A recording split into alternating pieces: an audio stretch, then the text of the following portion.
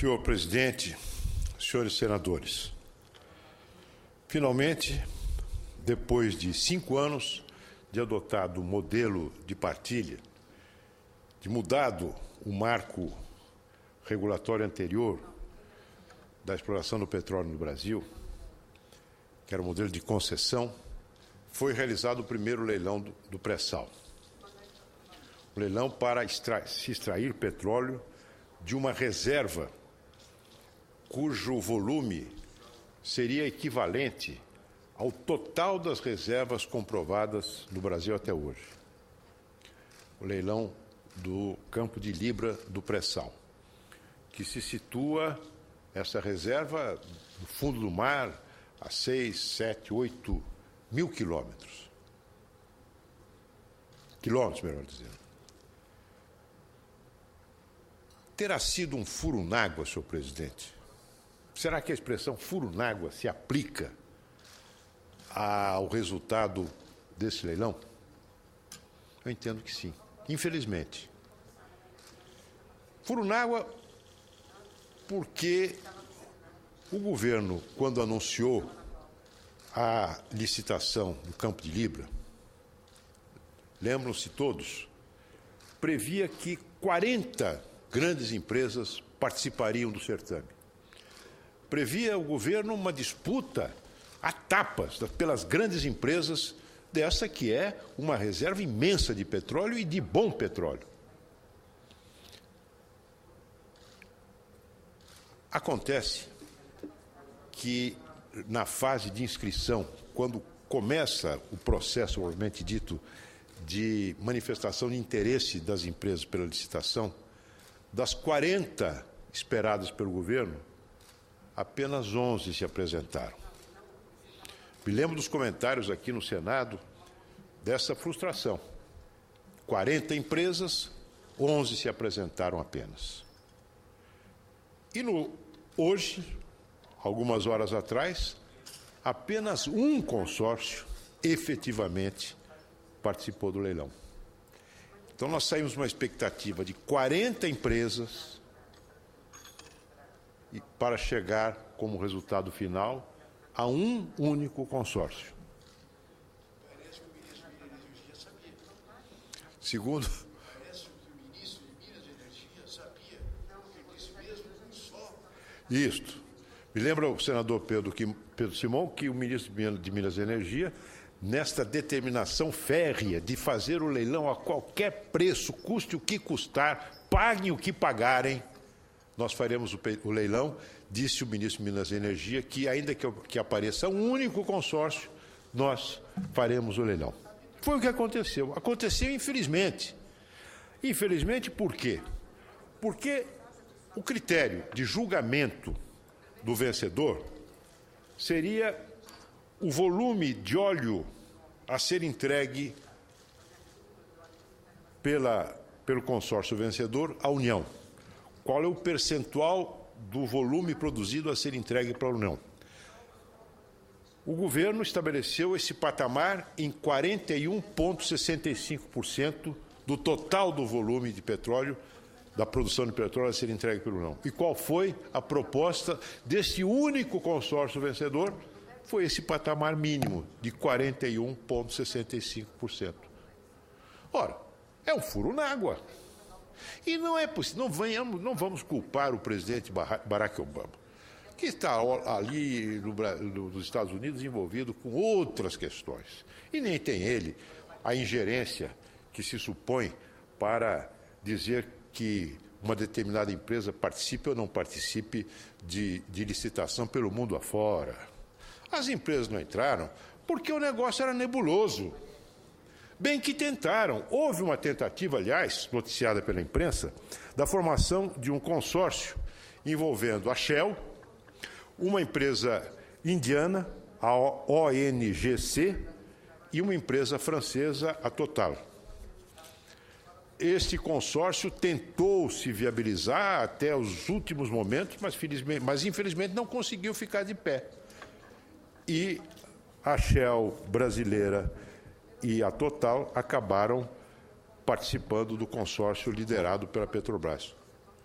Com isso, o grau de concorrência ficou lá embaixo, no chão, tão baixo quanto o pré-sal. O senador Pedro Simão se indagava, e indagava a todos nós, o que justificaria essa pressa? O que justificaria essa pressa quando o próprio ex-presidente da Petrobras, Gabrielli, advertia para os riscos de se fazer o leilão nas condições em que ficava evidente o pouco interesse das empresas? Eu tenho para mim, senador Pedro Simão, que o interesse do governo não é a produção do petróleo. O interesse do governo é a produção de superávit primário. O que o governo precisava desesperadamente não é de uma plataforma eleitoral para a reeleição da presidente Dilma. Esse governo tem imaginação suficiente para encontrar aos montes. Precisava dos 15 bilhões de reais nos cofres da União, pago a título de bônus de assinatura do consórcio vencedor, pelo consórcio vencedor, para poder ostentar um superávit primário, digamos, menos ruim. Esse era o interesse do governo, o interesse de curto prazo, como tem sido, aliás, a marca dessa gestão. Interesse de curto prazo. Agora, nos perguntamos por que não houve o interesse que se esperava das empresas. Eu tenho para mim, meu caro senador Pedro Simão, que essa história da espionagem ainda precisa ser demonstrada, e aí nós temos uma comissão de inquérito presidida pela nossa querida senadora Vanessa Graziotin. Mas eu não creio muito nessa história, não. Nós tivemos aqui, na Comissão de Assuntos Econômicos, a presença da presidente da Agência Nacional de Petróleo, a doutora Magda Chambriard, que me causou uma excelente impressão. E ela demonstrou, de uma maneira muito singela, que os dados que são necessários para que uma empresa, qualquer que seja ela, forme o seu juízo sobre a viabilidade de uma exploração, são dados disponíveis. A Agência Nacional do Petróleo, aliás, tem todo o interesse em que eles sejam divulgados ao máximo, exatamente para suscitar interesse de empresas na exploração do petróleo brasileiro. Ela disse que qualquer um pode ter acesso pela internet à base de dados e, se quiser dados complementares àquele que é oferecido ao público sem nenhuma restrição, tem que pagar uma quantia mínima, não é? E obter esses dados. Não precisava uma empresa americana contratar um espião para vir catar aqui os dados que ela poderia obter legitimamente e depois ficar nas mãos, dispor de um material que ela não poderia utilizar. Não acredito. Eu penso que há um problema sério, houve um problema sério na mudança das regras que regiam a participação de empresas públicas ou privadas na exploração do petróleo brasileiro. A regra, o modelo de concessão.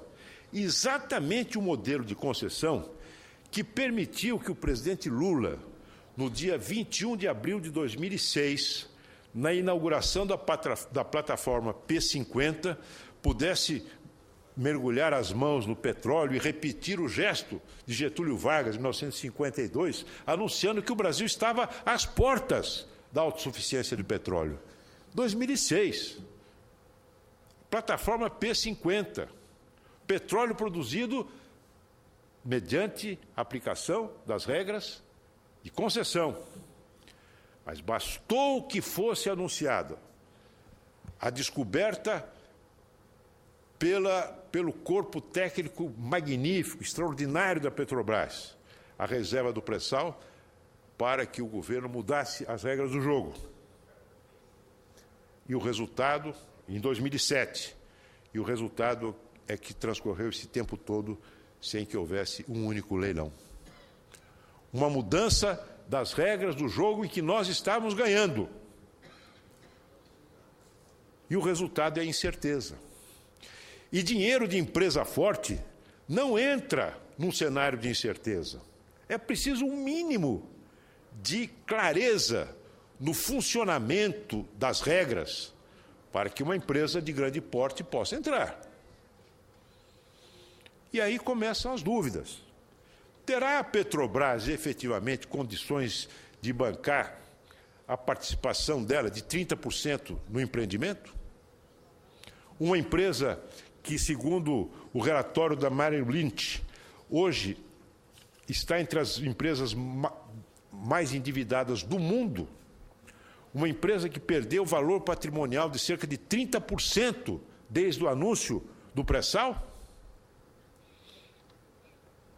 Não é porque a Petrobras tenha um corpo técnico ruim, pelo contrário, são pessoas que se dedicam à empresa, são patriotas, gente competente, detentora de um acervo de conhecimentos invejável, que faz inveja ao mundo. É que a Petrobras, hoje, se transformou num instrumento de política econômica. O governo compra, a Petrobras é obrigada pelo governo a comprar gasolina por um preço no exterior e vendê-la por um preço menor no mercado interno. Qual é a empresa que aguenta um negócio desse? Não é à toa que a Petrobras se endividou. A dívida da Petrobras nesse período passa de cerca de 50 bilhões de dólares para 180 bilhões de dólares, e há dúvida quanto à sua capacidade efetiva de bancar, de participar com os 30% exigido, mínimo exigido pelas novas regras. Há um outro complicador, que é a criação de uma empresa estatal, que foi aprovada, cuja criação foi aprovada no bojo da mudança do modelo, que é a PPSA. Uma estatal que é uma espécie de bedel nomeada pelo governo federal para tomar conta do empreendimento. Ela é que vai supervisionar a exploração do petróleo que é extraído da camada pré-sal. Essa empresa, senhores senadores, ela não põe um tostão no negócio, mas tem um peso de 50% do capital votante da empresa exploradora do petróleo. E tem poder de veto.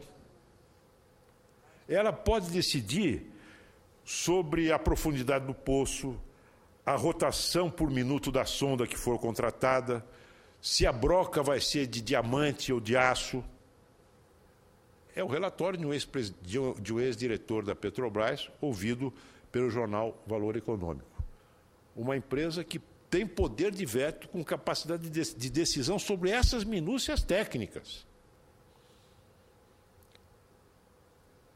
Como vai se comportar essa empresa? Como vai ser constituída? Será que vai ser constituída por pessoas de saber inequívoco, de capacidade técnica inquestionável, ou vai ser ocupada a sua direção por companheiros políticos? E há outras incógnitas.